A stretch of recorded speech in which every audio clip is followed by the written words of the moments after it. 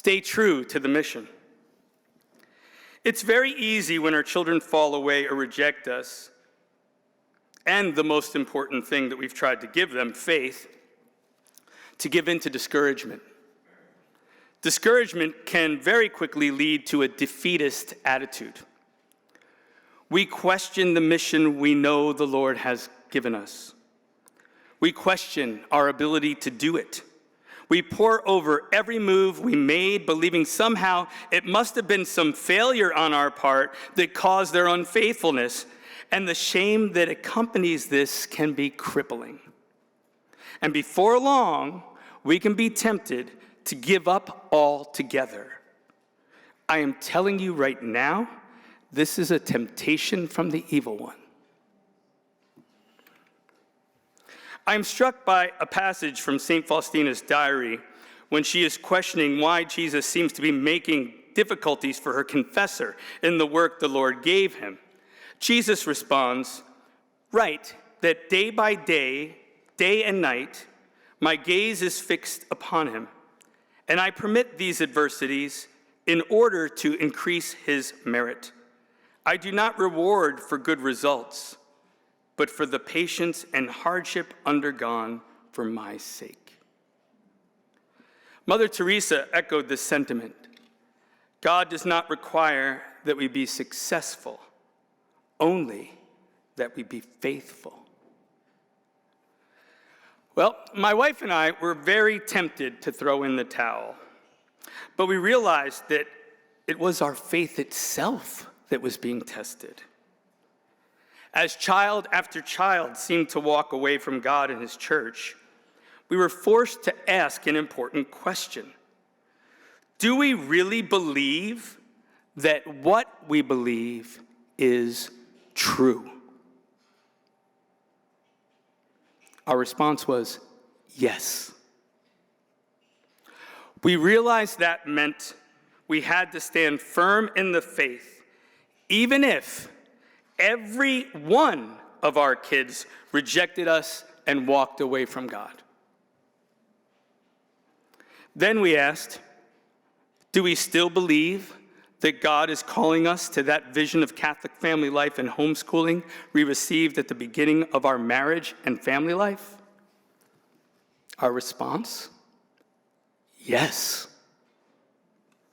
We knew that that meant we had to forge ahead, confident of God's help and grace, and trusting that he would bring to completion the work he had begun. Number 3.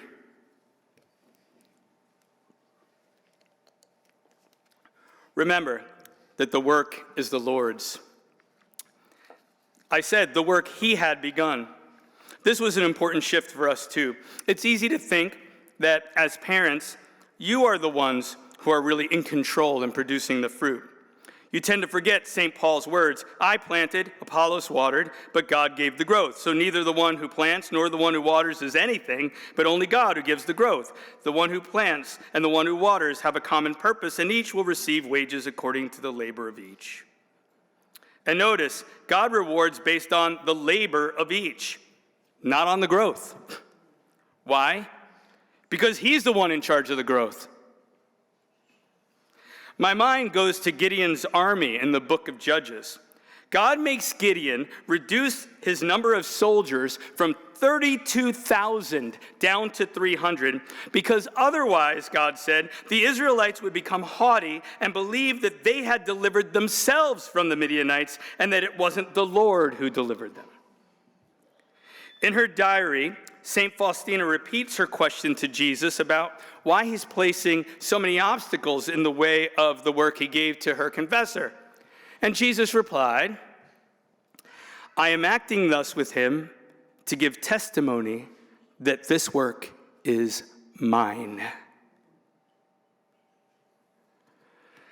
I am actually convinced that those kids of mine that have fallen away will return. It may be a long time, perhaps longer than St. Monica waited for St. Augustine. I may not live to see it, but when they do return, I'm going to tell you this, God is going to get all the credit. And the further they have fallen away, the clearer that will be. He would have been the one to choose the time and manner of their growth. What we as parents need to do is let God do his work, a work that was ultimately his all along. We also need to trust that God is allowing our kids to fall away as part of his plan for their salvation. And his plan is perfect. We simply cannot fall into the pride of thinking that we know better than God and have a better plan than he does. Instead, we are being called to trust in the work of God. And that work, from our point of view, often can seem very slow.